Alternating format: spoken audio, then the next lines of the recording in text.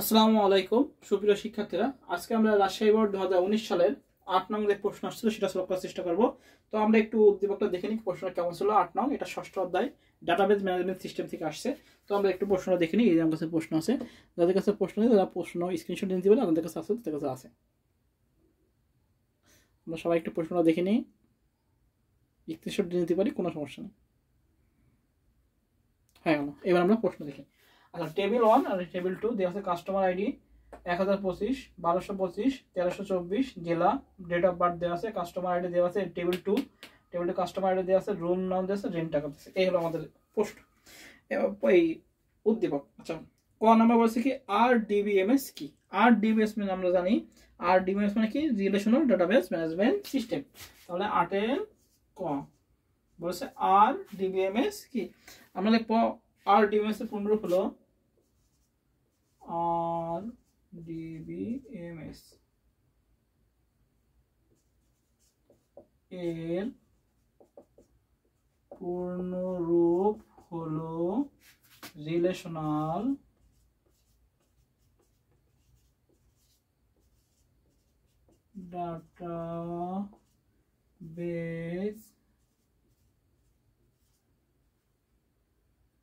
Database management system. Relational database NAGE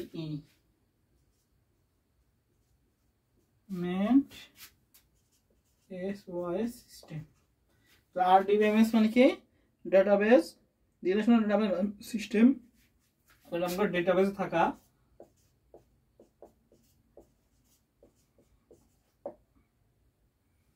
ডেটাবেসে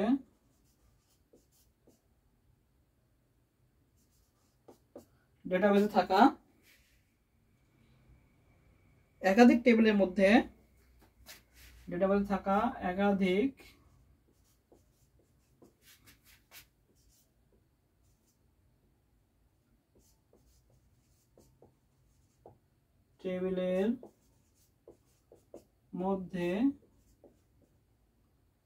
সম্পর্ক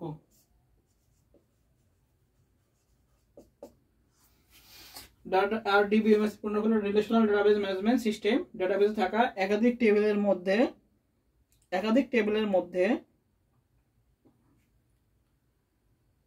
সম্পর্ক স্থাপন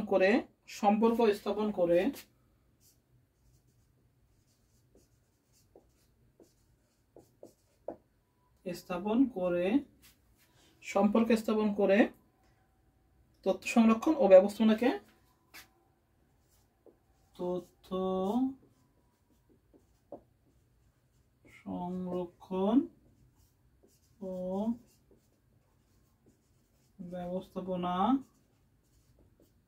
করাকে RDBMS বলে। আচ্ছা, ক নাম্বার প্রশ্ন ছিল কি RDBMS কি। হাতের লেখা খারাপ, তারপর আমি ভালো করে লেখার চেষ্টা করেছি। RDBMS এর পূর্ণরূপ হলো রিলেশনাল ডাটাবেস ম্যানেজমেন্ট সিস্টেম। ডাটাবেসে থাকা একাধিক টেবিলের মধ্যে সম্পর্ক স্থাপন করে তথ্য সংরক্ষণ ও ব্যবস্থাপনা করাকে RDBMS বলে। আচ্ছা, এবার খ নাম্বার বলছে ডাটাবেস রিলেশন তৈরির শর্ত, দুইটি শর্ত লেখা। আচ্ছা, খ নাম্বার বলছে হলো ডাটাবেসে রিলেশন তৈরির শর্ত। আমরা রিলেশন সংজ্ঞাটা দিয়ে দিতে পারি যে দেবো হলো ডাটাবেসে কি এক বা একাধিক টেবিলের মধ্যে সম্পর্ক স্থাপন করাকে কি হয় RDBMS বা রিলেশনাল ডাটাবেসে বলে। এর সম্পর্ক হলো এক নম্বর শর্ত হলো কি আমাদের সম্পর্কযুক্ত ডেটা টেবিলের মধ্যে একটি কমন ফিল্ড থাকতে হবে। আমরা লিখবো সম্পর্কযুক্ত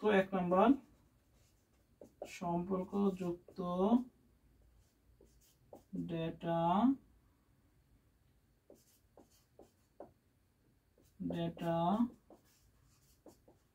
টেবিলের মধ্যে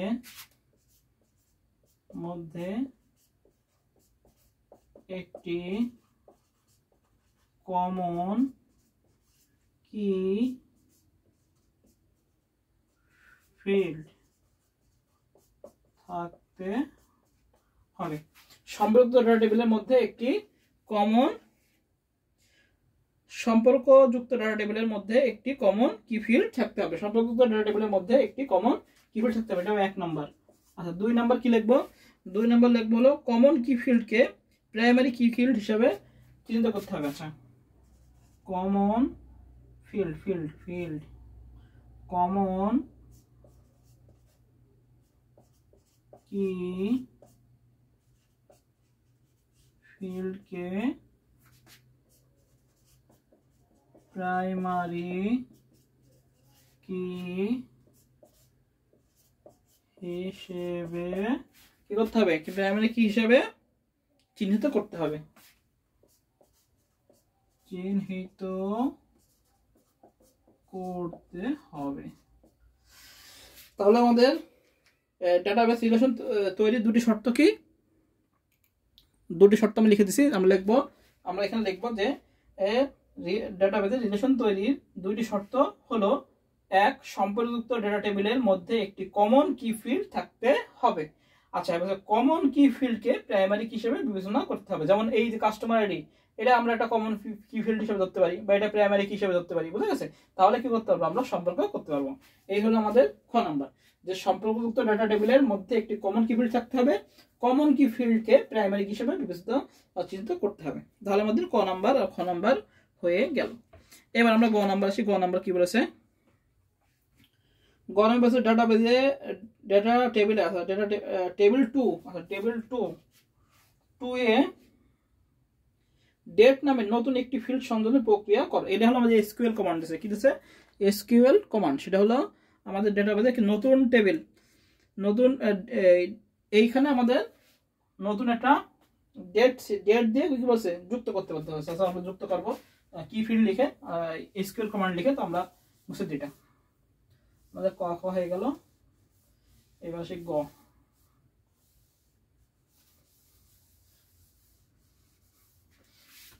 আচ্ছা ক নাম্বার হচ্ছে টেবিল 2 এর নামের নতুন কি ফিল্ড সংযোজনের জন্য এসকিউএল কমান্ড আমরা লিখতে হবে। আচ্ছা তো আমরা দেখি গ লিখবো হলো টেবিল 2 এ ডেট নামে নতুন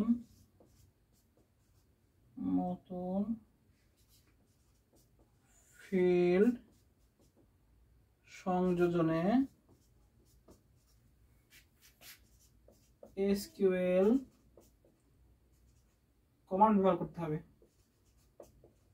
কমান্ড ব্যবহার করতে হবে। তা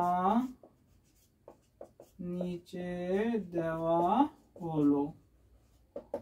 যেখানে হচ্ছে টেবিল 2 এ ডেট নামে একটি নতুন ফিল্ড সংযোজন করব সেটার জন্য কি করতে হবে, আমাদের এসকিউএল কমান্ড ব্যবহার করতে হবে এবং এসকিউএল কমান্ডের সাথে যে নতুন সংযোগ ফিল্ড করতে হবে তার প্রক্রিয়া আমরা নিচে দেবো। তো আমরা প্রক্রিয়াটা এখন লিখি। এখন টেবিলের ক্ষেত্রে আমাদের ব্যবহার হয় ওয়াল্টার ব্যবহার করা হয়। কি ব্যবহার করা হয়, আমাদের কমান্ড লিখতে হবে ALTER,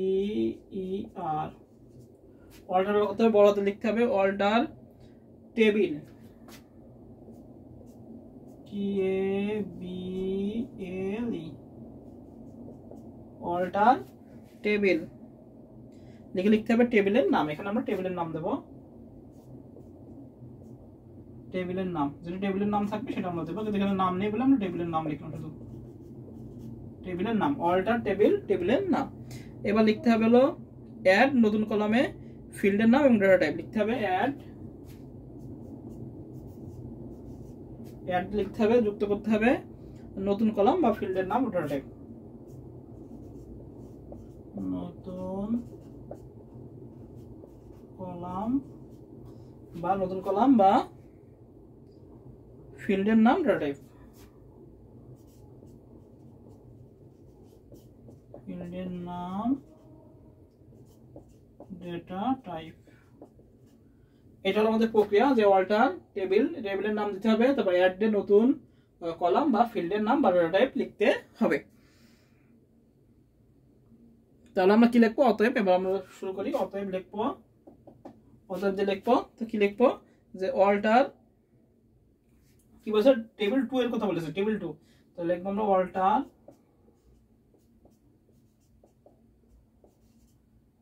আচ্ছা সুন্দর করে লিখি ওয়াল্টার, এবার লিখবো ওয়াল্টার টেবিল কি টেবিল 2, তাহলে ওয়াল্টার টেবিল 2 লিখতে হবে আমাদের। ওয়াল্টার টেবিল কমান্ড যেহেতু বড় হাতে লিখতে হবে ওয়াল্টার টেবিল, এটা ছোট হাতে আছে আমরা লিখবো এবার টেবিল 2 এই কমান্ড হলো ওয়াল্টার টেবিল 2। এবার করতে হবে আমাদের অ্যাড লিখতে হবে অ্যাড টাইম, অ্যাড কি আছে ডেট, কি বলেছে ডেট, ডেট লিখে এবার কি লিখতে হবে আমাদের হলো টাইম এন্ড ডেট। আচ্ছা ডেট কি বলতে, হ্যাঁ ডেট বলতে ছিল,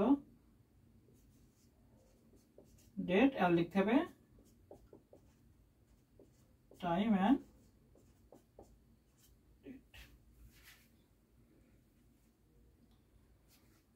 বা ডেট এন্ড টাইম, যেটা আমাদের শেষে ডেট এন্ড টাইম, যেটা এই ডেট এন্ড টাইম কিছু ডেট এন্ড টাইম তাই না, সরি ডেট এন্ড টাইম, এটা হলো টাইম। এই কমান্ডের দ্বারা কি হবে আমাদের লিখতে হবে, এই কমান্ডের দ্বারা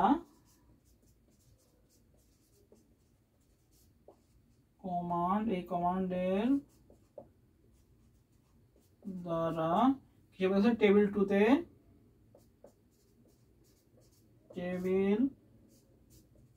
তে ডেট নামে নতুন ফিল্ড সংযোজন হয়ে যাবে,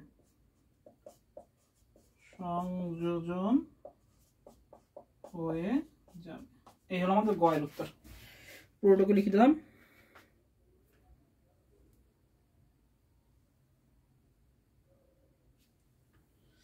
তাহলে কি বলেছে আমাদের বলেছে টেবিল 2 তে ডেট নামে নতুন ফিল্ড সংযোজন প্রক্রিয়া করো।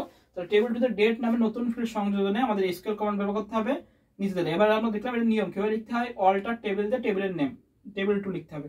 তারপর অ্যাড এর নতুন কলাম, কোন কলাম আমরা যুক্ত করব সেটা হলো এর ডেট নামে নতুন কলাম সংযুক্ত করতে হবে, আর ফিল্ডের নাম ডাটা টাইপ, ফিল্ডের নাম এবং ডাটা টাইপ ব্যবহার করতে হবে এখানে ডেট। আচ্ছা দিলাম অল্টার টেবিল 2 এর কি বলেছে ডেট সংযোগ করতে হবে, অ্যাড ডেট আর ডাটা টাইপ কি টাইম এন্ড ডেট বা ডেট এন্ড টাইম। আচ্ছা এই কমান্ড দ্বারা টেবিল 2 এর ডেট জাস্ট আমাদের এই দুই লাইন যে অল্টার টেবিল 2 অ্যাড ডেট এটা ডাটা টাইপ ডেট টাইম, এই কমান্ড দ্বারা আমাদের টেবিল 2 এর ডেট নামে নতুন ফিল্ড সংযোজন হয়ে যাবে, এটাই আর কিছু না। আচ্ছা ঘ নাম্বার কি বলছে, উদ্দীপকের টেবিল 1 এর তৃতীয় ফিল্ডকে ঊর্ধ্বক্রম অনুযায়ী সাজানোর ধাপ বিশ্লেষণ করে টেবিল তৈরি করে প্রদর্শন করো। আচ্ছা বলেছে টেবিল 1, তাহলে টেবিল 2 আর লাগছে না, টেবিল 2 মুছে ফেললাম।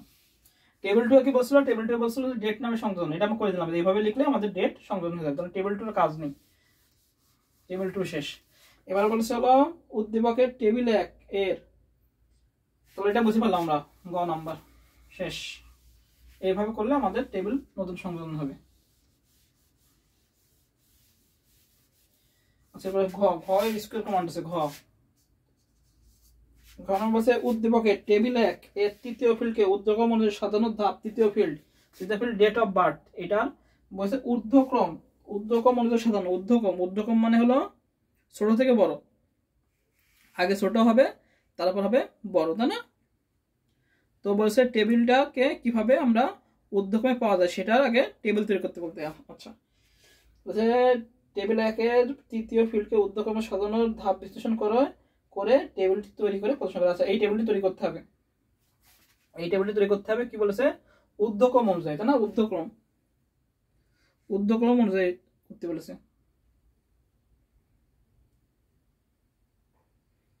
আচ্ছা এবার আমরা কিভাবে লিখবো, যে উদ্দীপকের টেবিল 1 তৃতীয় ফিল্ডকে ঊর্ধ্বক্রম অনুযায়ী সাজানোর ধাপ নিচে বিশ্লেষণ করা হলো। এবার লিখবো অ্যাসেন্ডিং অর্থ হলো ঊর্ধ্বক্রম যা ছোট ক্রম থেকে বড় ক্রমের দিকে যাওয়ার প্রক্রিয়া।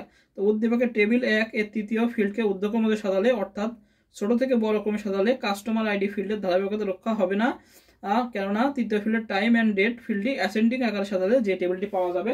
এবার আমাদের এই টেবিলটা আঁকতে বলেছে, সেটাকে ঊর্ধ্বক্রম অনুযায়ী কিভাবে আঁকবো, সেটা হলো ঊর্ধ্বক্রম অনুযায়ী এটা আমরা আনসার লিখতেছি কিভাবে আমরা পাবো 3 4 এই টেবিলটা করে আবার আকারে দেখাতে এসেছে যে উদ্যোগের জন্য কিভাবে পাবো তাই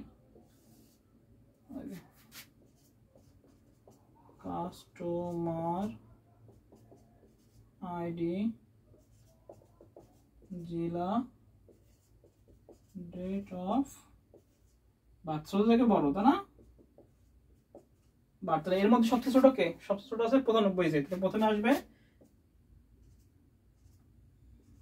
ঊর্ধ্বক্রম মানে ছোট থেকে বড় ঊর্ধ্বক্রম মানে ছোট থেকে বড় তাহলে প্রথমে কি আসবে প্রথমে আসবে যে 95 সে তাই 95 আগে যে সে হলো ছোট তারপর হলো 96 তারপর 97 তাহলে প্রথমে 125 এবার কি হবে খুলনা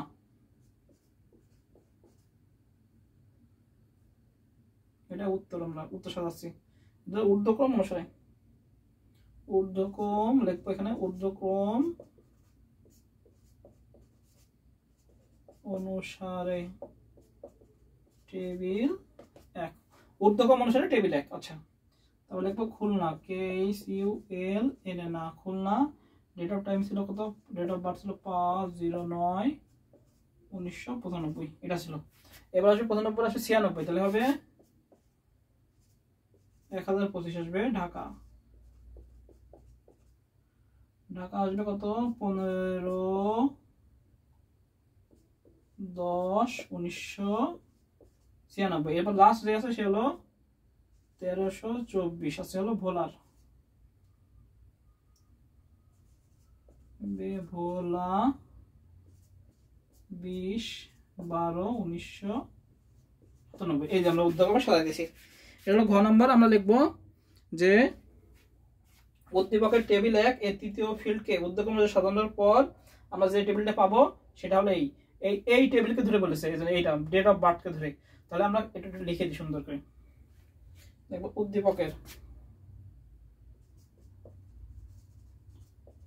উদ্দীপকের টেবিল 1 এর তৃতীয় ফিল্ডকে এর তৃতীয় ফিল্ডকে উদ্যোগক্রম সাজানোর উদ্যোগক্রম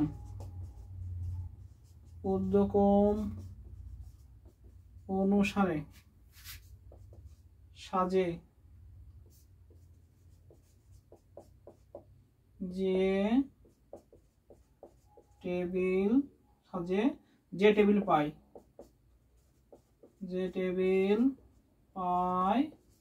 তা নিচে দেওয়া হলো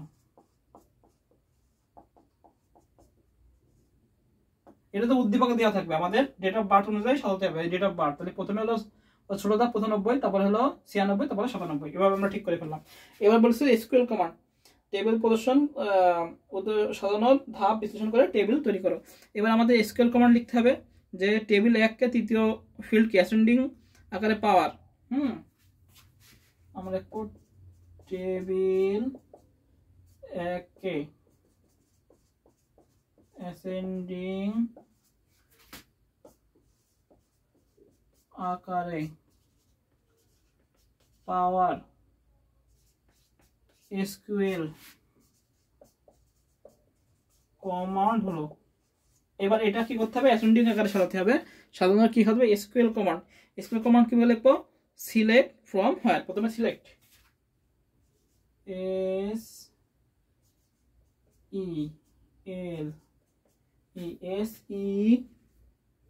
SELECT সিলেক্ট কি বলেছে কোন ফিল্ডে এই ডেট অফ বার্থ তাহলে আমরা লিখব সিলেক্ট ডেট অফ বার্থ